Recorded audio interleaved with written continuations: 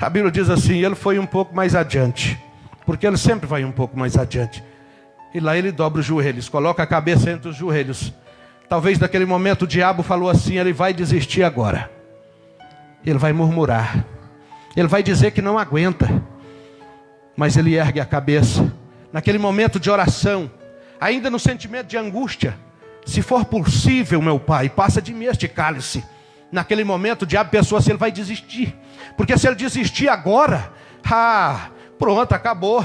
Ou se ele pecar, e se ele murmurar? Murmuração é pecado. Se ele murmurar, pronto, não é mais perfeito. O sangue não vai ser suficiente para derramar na cruz. Por isso que o diabo oprimia Jesus. A opressão era muito grande. Quando Jesus ele ergue a cabeça e fala assim, mas não seja feita a minha vontade, sim a tua que está no céu. Aleluia. E Jesus sai dali. Quando Jesus saiu dali, ele vai ao encontro dos 3 que estavam dormindo. Logo os 8, daqui a pouco vem os soldados, tochas nas mãos. Eles vão prender Jesus. Pedro vai cortar a orelha de Malco. Jesus reconstitui a orelha e ele vai seguir para o seu vitupério, sendo mais ou menos 4 horas da madrugada nesse momento. Jesus vai passar por 6 julgamentos, todos eles comprados, todos eles falsos. Jesus passa pelos 6, ele é humilhado, a coroa de espinhos sobre a sua cabeça, aproximadamente 72 espinhos de 15 centímetros cada um. Sim, as espinheiras estão lá até hoje, é possível reconstituir a coroa. Jesus foi coroado como, não porque eles estavam honrando, mas como uma zombaria. Ele não é o rei, vamos coroá-lo. E Jesus recebe sobre a coroa, a cabeça, a coroa de espinhos, o maior símbolo do pecado, de dor, de sofrimento causado pelo pecado que Adão nos trouxe. E ali Jesus sai para ser chicoteado. O pretor, ele vai chicotear Jesus de uma forma tão cruel que as suas costas vão se abrir. Eu li um livro, pastor César, o senhor que gosta de leitura, eu li um livro de um judeu, me esqueço o nome agora, mas eu li esse livro e me chamou a atenção algumas coisas. Uma delas é que, segundo esse escritor, uma tradição deles, que era possível ver as vísceras de Jesus pelas costas, a partir do momento que terminou o chicoteamento, que o pretor terminou a última chicotada. As suas costas se abriram de uma forma que as costelas estavam à vista, e era possível ver as vísceras pelas costas. Foi assim que Jesus recebeu a cruz. Mas o maior sacrifício de Jesus não foi a coroa de espinhos sobre a sua cabeça. O maior sacrifício de Jesus não foi o chicote de 3 pontas que o abria. O maior sacrifício de Jesus não foi uma cruz de 140 quilos, que fazia com que o seu ombro virasse uma pisadura. O maior sacrifício de Jesus foi levar sobre ele o pecado de toda a humanidade passada, presente e futura. Existe uma estimativa de que 50 bilhões de pessoas já nasceram no planeta. Em toda a história, sabe-se lá quantos mais vão nascer. 7 bilhões e meio estão vivos.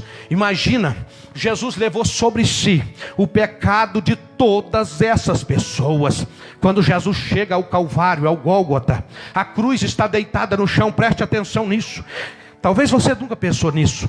Imagina Jesus sendo colocado sobre a cruz. Aquele não era um homem qualquer.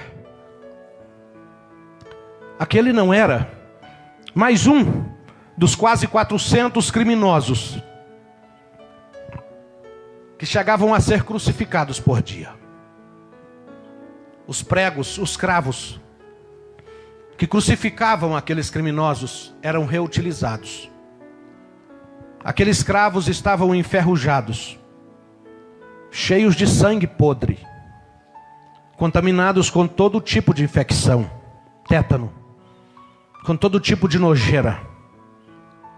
Eles haviam crucificado todo tipo de assassino, de homens maus, mas Jesus era inocente.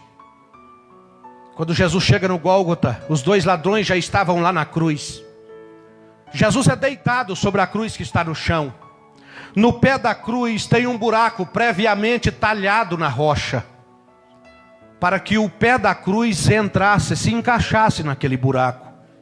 O soldado vem com um martelo e 3 cravos.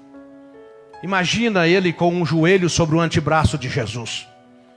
Imagina, eu fico imaginando Jesus deitado na cruz, ele olhando a cena. Imagina aquele cravo enferrujado e contaminado, cravando os punhos de Jesus na cruz, e entre as mãos e a madeira uma lista com os meus pecados. Naquele momento, o diabo tentava de todas as formas tentar fazer com que Jesus desistisse do sacrifício. Ele precisava apenas murmurar. Mas das 4 da manhã até as 9, quando a cruz fica em pé, o barulho do martelo rompe o silêncio. 2 argolas estão na extremidade do patíbulo, o braço da cruz.